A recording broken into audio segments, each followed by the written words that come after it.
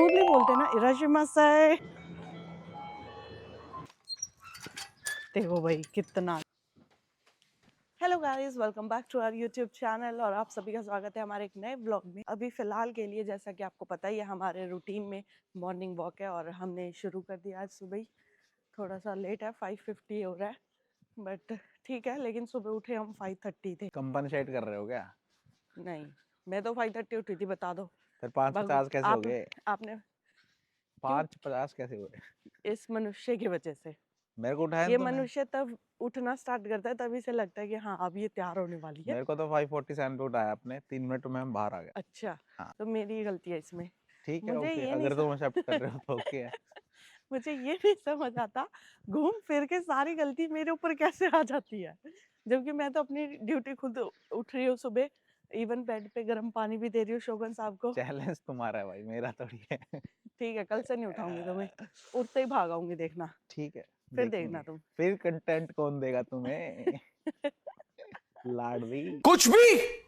मास। Ohio गोजाइमास। पहले तो sir जी आप लेट उठते हो, फिर आप फोटो खींचते मैं चलते तो हो। ऐसे ही है भाई, हम्म। सारी चीज करनी है लाइफ में। इधर से आ जाओ, फिर लेट आपको फोटो भी क्लिक करनी लेट है भी सारा उठना है दिन मुझे की। और मेरे को फोटो भी क्लिक करनी है। और बताओ, क्या करना है? ओहायो लेट भी उठना और फोटो भी क्लिक करनी है, मेरे को सारे काम करने हैं। बताओ। कल से नहीं उठाऊंगी, मत उठाओ, कल से नहीं लेके आऊंगी। मत उठाओ, मत लेके आओ। चैलेंज है ये भी मेरा, बिल्कुल देखना। अरे एक्सेप्ट करो ऐसा चैलेंज। मेरे को इसलिए लाना पड़ता है क्योंकि फिर पूरे दिन की लड़ाई हो जाती है। फिर लड़ाई कहेगा क्या है इस बात की? अच्छी बात मुझे है। लेके नहीं गई, खुद खुद नहीं, चली गई। मैं बढ़िया है, आराम से सोऊंगा। कल कल करके दिखाऊं। करके दिखाओ कल, दिखाओ कल ठीक करके, है, डन। मेरे को भी चैलेंज रेस्ट मिले। एक्सेप्टेड। सो अभी कल से ही हमने क्या स्टार्ट किया है, यहाँ पे खड़े होते हैं हम लोग और थोड़ी बहुत स्ट्रेचिंग करते हैं ताकि धीरे धीरे हम रनिंग पे भी आए। तो फिलहाल हम करते स्ट्रेचिंग, आप इंजॉय करो हमारा आगे का ब्लॉग। टाइम मैनेजमेंट नाम की चीज़ होती है, उसका कोर्स कर लो आप। इसे ठंड नहीं लग रही क्या?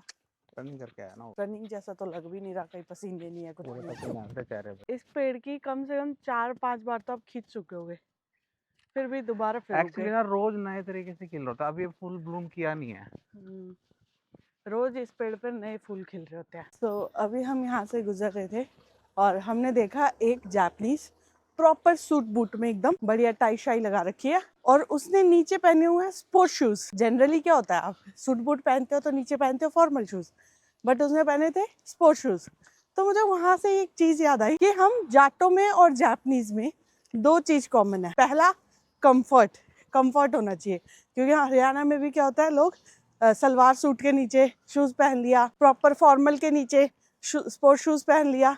Same Japanese culture. दूसरा दूसरा है J, J for Jat, J for Japanese. Exact 7 बजे आ गए, अब हमारी शुरू होगी दिनचर्या। यहाँ से भोजन बनाने से लेकर पूरा दिन कब चला जाता है पता ही नहीं चलता। तो अभी मैंने चढ़ा दिए ये आलू ब्रेकफास्ट के लिए विद चाय। ये रहेगा ब्रेकफास्ट, और लंच में जाएगा एप्पल प्लस संतरे। तो पहले इसको लगा दिया जाए। यहाँ पे शगुन साहब का लंच पैक हो गया, जिसमें है एप्पल और ये फ्रूट ब्रेक के लिए ऑरेंज। अभी आलू उबलने में टाइम है, तो मैंने सोचा जब तक झाड़ू निकाल देती हूँ सारे घर में। आज शोगन साहब ने भी हेल्प करा दी, तो शोगन साहब के रहते रहते सारा घर साफ हो चुका है, किचन का काम हो चुका है, बस ब्रेकफास्ट बनाना है। तो वो जल्दी बन जाएगा क्योंकि आलू छोकने में ज़्यादा टाइम नहीं लगते। और मैं यहाँ से आपको एक लेडी दिखाती हूँ, अकेली लगी हुई है एक्सरसाइज करने। भाई अकेली बैठ के स्ट्रेचिंग कर रही है, एक्सरसाइज कर रही है। ये देखो, हम लोग कंपनी ढूंढते रहते हैं। एक्चुअली में एक्सरसाइज या कोई भी वर्कआउट हो ना, वो अकेले ज़्यादा बेटर होता है, क्योंकि आप अपनी स्पीड के हिसाब से उसे कर सकते हो।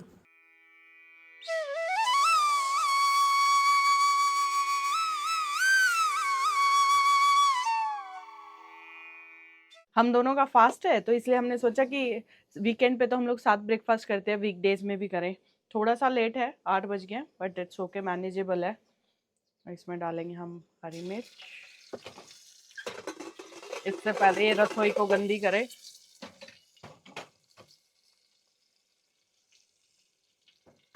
अब हम दोनों बैठकर एंजॉय करते हैं अपना ब्रेकफास्ट, आप लोग एंजॉय करो हमारा ब्लॉग। गार्बेज भी रख देते हैं इधर। देखो भाई कितना ट्यूसडे को, क्योंकि ट्यूसडे को जाता है बर्नेबल, तो घर में बर्नेबल गार्बेज काफ़ी होता है लोगों के। अशोकन साहब अब तक गए नहीं है, आज वो आराम से जा रहे हैं। आज इतना रिलैक्स हो बिल्कुल ही, फोटोशूट भी हो गया, खाना भी हो गया, सब हो गया। ओ ज्ञान शाम को पूछूंगी सेम ज्ञान। चाचा अभी मैं जा रही हूँ बिल भरने, बट बिल भरने से पहले एक इम्पॉर्टेंट काम कर रही हूँ, खुले पैसे। जैसा कि आप लोग जानते हो कि जापान एक कैश फ्रेंडली कंट्री है, तो इसलिए इतना सारा कैश इकट्ठा हो जाता है। बट पहले ये कैश मेरा यूज होता था खेत से सब्जी लाने के लिए। तो अभी क्या हो रहा है ना, काफी टाइम से मैं नहीं जा रही हूँ। क्यों? बिकॉज ऑफ नवरात्रे। तो मैंने सोचा ये जितने भी एक एक दो दो 10-10 के सिक्के हैं ना, आज मैं ये सारे उसमें डाल दूंगी और जो भी बचेगा फिर उस हिसाब से पेमेंट कर दूंगी। देखो कितने सारे हैं, और 500 का ना मेरे पास आज भी नहीं है। उस दिन मैंने वीडियो डाला था, उस दिन भी नहीं था मेरे पास 500 का, और आज भी नहीं है 500 के। बट इतने सारे चिल्लर इकट्ठे हो रखे हैं, तो चलो चलते हैं। तो चलो चलते हैं फैमिली मार्ट, और तब तक आप लोगों से बातें भी कर लेते हैं, क्योंकि आजकल तो गैस का मेन इशू बना हुआ है इंडिया में। अब तक जापान में तो ऐसा सच कोई इशू आया नहीं है फिलहाल के लिए, बट हाँ इंडिया में मैंने देखा है कि इशू है, बट इशू दिखाया नहीं जा रहा है, और इशू ये बोल रहे हैं कि इशू नहीं है। वो तो देखो ग्राउंड रियलिटी वालों को पता, हम जापान में रह के जज नहीं कर सकते इस चीज को। मुझे ये गैस का बिल भरना है फैमिली मार्ट पर, क्योंकि फैमिली मार्ट मेरे घर से सिर्फ 5 मिनट की दूरी पर है, और जापान में इन स्टोर्स को बोलते हैं कॉन्बिनी स्टोर। जब हम नोएडा रहते थे तो हमारे पास तो पाइपलाइन थी, उससे क्या होता था कि डायरेक्ट बिल आता था और हम ऐप से बहुत ईजिली भर देते थे। नॉर्मल घरों में क्या होता है कि हम लोग सिलेंडर बुक करते हैं, सिलेंडर वाला आता है, उसको हम पैसे देते हैं और हमें वो बदले में सिलेंडर देता है। जापान में क्या है, जापान में डायरेक्ट बिल आता है। बिल आप कॉन्वेनियंस स्टोर से भरो, अपने क्रेडिट कार्ड से भरो, या फिर किसी ऐप से भरो, वो आपके ऊपर डिपेंडेंट है। लेकिन हम लोग भरते हैं कॉन्वेनियंस स्टोर पर जाकर ही। इसका छोटा सा फी लगता है, बट ये है कि जल्दी हो जाता है काम। अब जैसे इंडिया में 2 सिस्टम है, एक तो सिलेंडर वाला सिस्टम है, दूसरा पाइपलाइन का सिस्टम है। सेम जापान में भी ऐसा ही है। जापान में 2 टाइप की गैस पाइपलाइंस होती है, एक होती है सिटी गैस, एक होती है प्रोपेन गैस। तो जो सिटी गैस है वो थोड़ी सस्ती होती है, और जो प्रोपेन गैस होती है वो थोड़ी महंगी होती है, और ये ज़्यादातर पुराने अपार्टमेंट्स में लगी होती है। और जैसा कि आपको पता ही है, हम लोग आउटस्कर्ट्स में रहते हैं, हमारा अपार्टमेंट पुराना है, तो इसलिए हमारे अपार्टमेंट में प्रोपेन गैस है। और सिटी गैस सस्ती है, प्रोपेन गैस थोड़ी सी महंगी है, इसलिए भी हमारा बिल 12,000 के करीब आता है। लास्ट मंथ 16,000 आया था, इस बार 12,000 आया है। इंडिया में भी अभी काफ़ी जगह पे पीएनजी गैस वाला सिस्टम चल रहा है, जो ये पाइपलाइन वाला सिस्टम होता है। मेट्रो सिटीज़ में बहुत ईजिली आ चुका है, हमारे स्मॉल होम टाउन्स में भी आ चुका है, बट उसमें कभी कभी क्या रहता है, कभी रीडिंग गलत हो जाती है, कभी एस्टिमेटेड बिल से ज़्यादा बिल आता है, क्योंकि कोई सिक्योरिटी ऐड ऑन होके आ जाती है। यहाँ पर चल रही है कंस्ट्रक्शन, ये देखो बिल्डिंग बनी भी नहीं है, उससे पहले इन्होंने सबसे पहले फ्रंट में पेड़ पौधे लगाए हैं। तो लो जी, कॉन्वेनियंस स्टोर आ चुका है फैमिली मार्ट। यहाँ चलते हैं और अपने सारे बिल भरते हैं, प्लस जो फालतू के सिक्के इकट्ठे हो रखे थे 1-1 2-2 वाले, वो भी डालते हैं।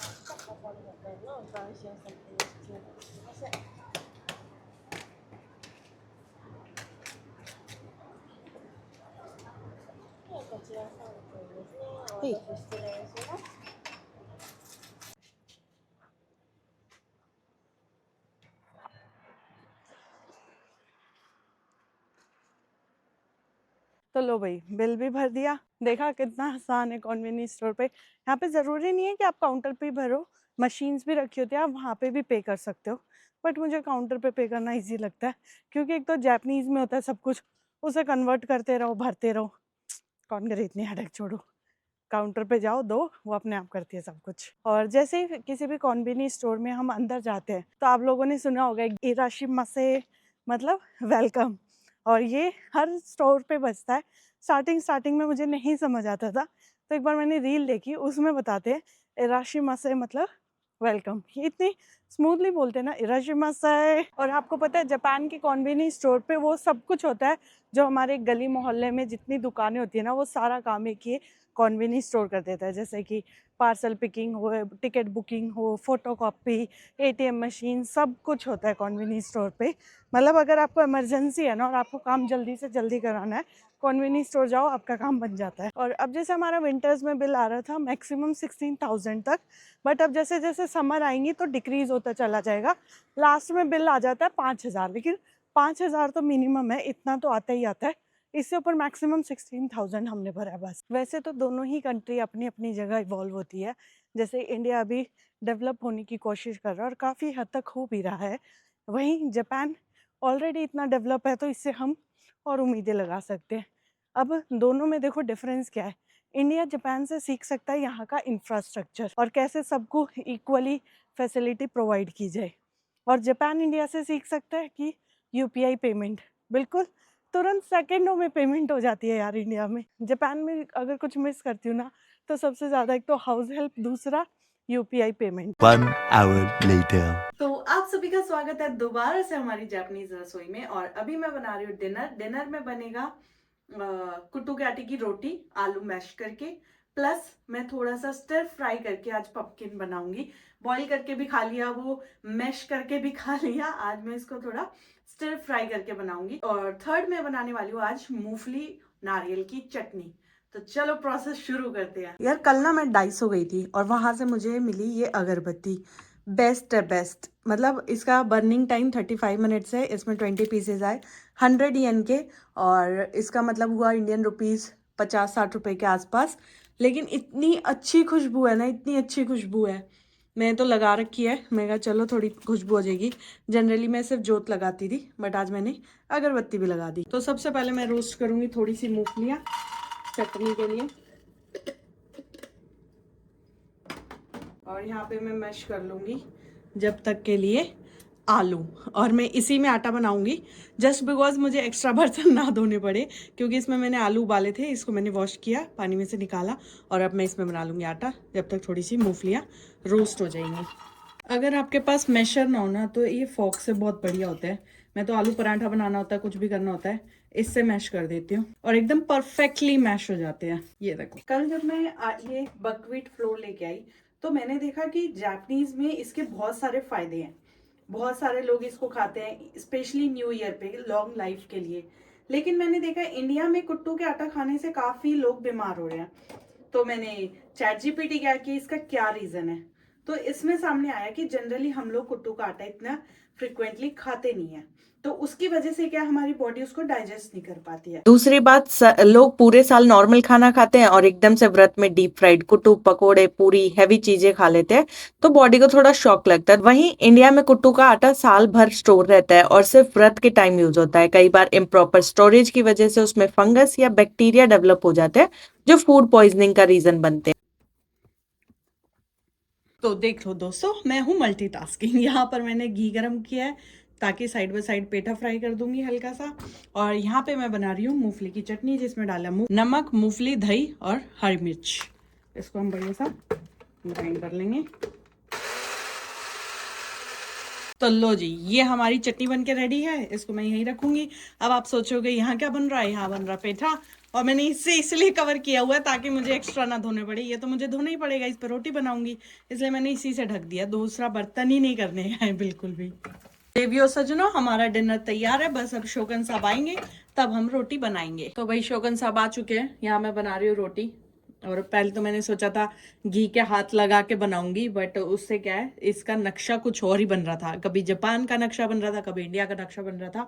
तो मैंने सोचा अपने ट्रेडिशनल इंडियन वे से ही बनाते हैं, जो हम जनरली आटे की रोटी बनाते हैं, प्लोथन लगा के। हाँ, थोड़ा सा ज्यादा लग गया है, उसको इग्नोर कर देना आप लोग। शोकन साहब मुझे कह रहे हैं जो बनाना शेक बनाया तूने वो कम है, बट मैं कैसे समझाऊँ कि ये बनाना शेक है ही नहीं। जब आपके पास आएगा ना खाना, तब आपको पता चलेगा कि ये क्या था। तो ये है आज का हमारा डिनर, जिसमें है पंपकिन फॉर फाइबर, प्लस आलू और कुट्टू के आटे की रोटी। और ये शोगन साहब गैस करेंगे, बताओ क्या है ये नारियल की चटनी, नारियल और उसकी चटनी है। बताओ किसकी? उसकी, ये पीनट्स की। गलत, नारियल की है। चेक करो तो। नारियल की है। ओनली पीनट्स की चटनी है, पीनट प्लस दही। ठीक है, तो बोला तो सही था, पीनट तो बोल दिए थे।